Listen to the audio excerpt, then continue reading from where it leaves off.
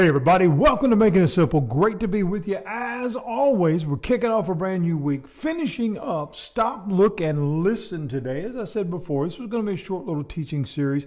We left off, and again, looking at the concept of these words, stop, look, and listen. That points us in a direction. That gives us a intentional direction. We left off talking about, and it's been kind of the common theme through this passage from Hebrews, that Jesus is our example. How? How does that apply? How is that? Well, friends, bottom line is he did it all. If we look at the text, it says he is the source, the author, if you will, and the perfecter, the finisher, if you will, of our faith.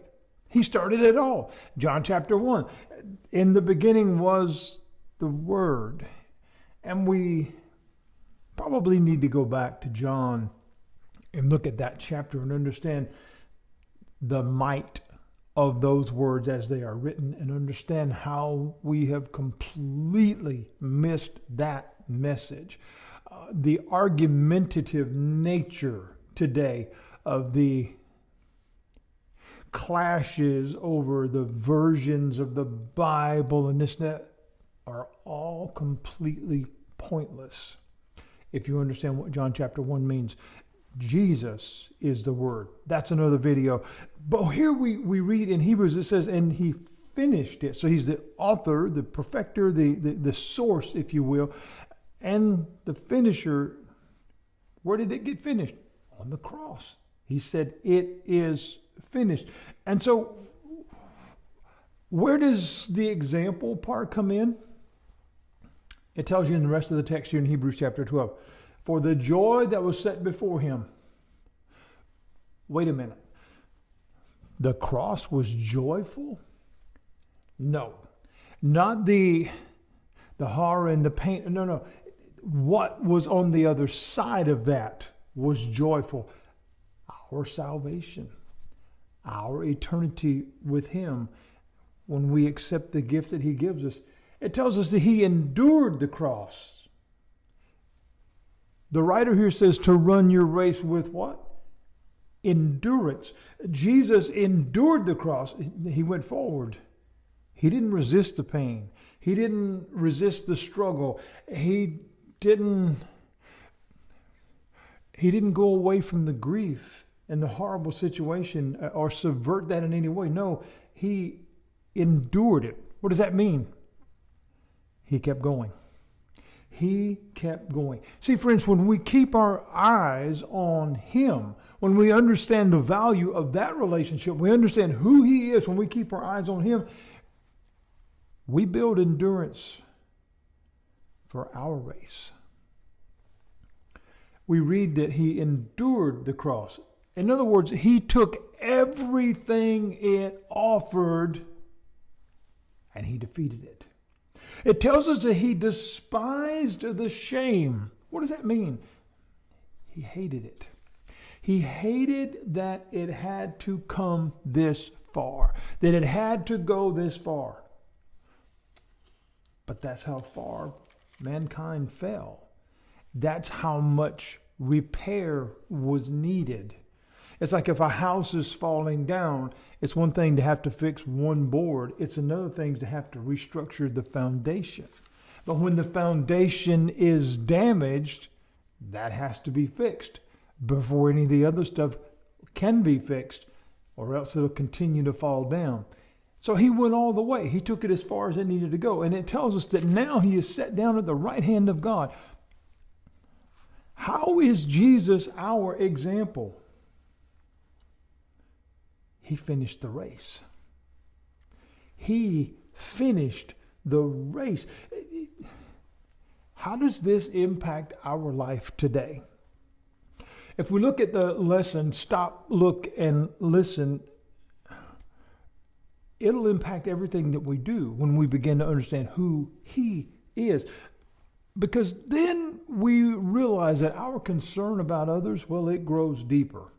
Our concern about our witness before them. Remember, we started this with we're surrounded by a great cloud of witnesses. What is our witness to them? What are they seeing? We become more concerned about that. Not from I'm being judged, but rather, am I being an example? Two very, very different mindsets. Our race becomes stronger when we have more endurance.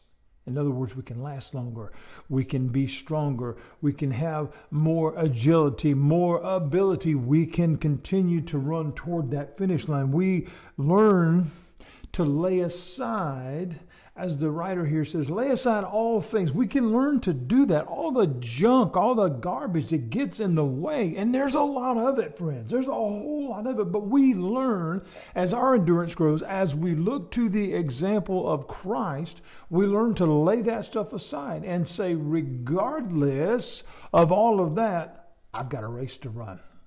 I've got a witness to bear. We recognize the things that are good, and we recognize clearly the things that need to go. We begin to realize the importance of truly keeping our eyes on Jesus, because he is our source. He is the perfecter, as the writer here says. I want you to picture this, friends. Jesus is our greatest cheerleader.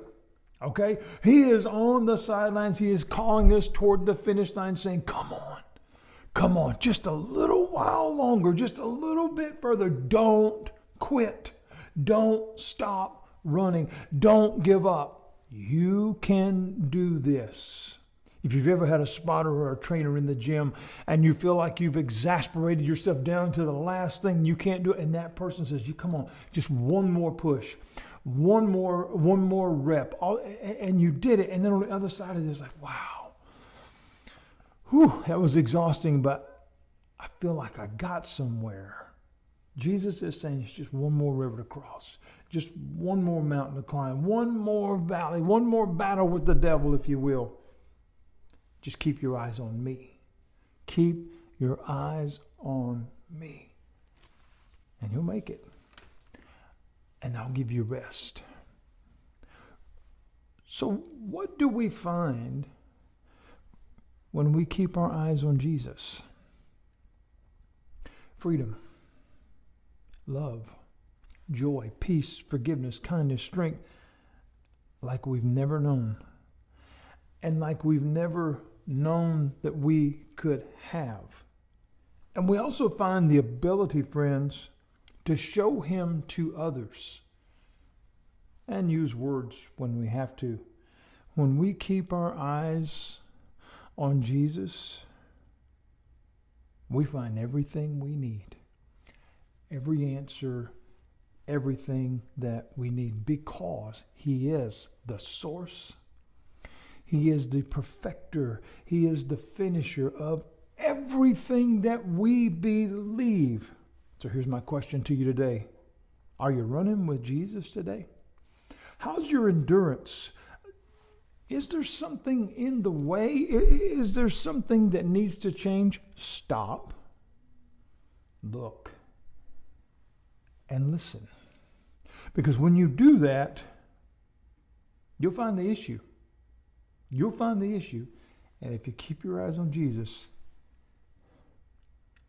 he'll get you back in the race. And just remember, the finish line is just up ahead.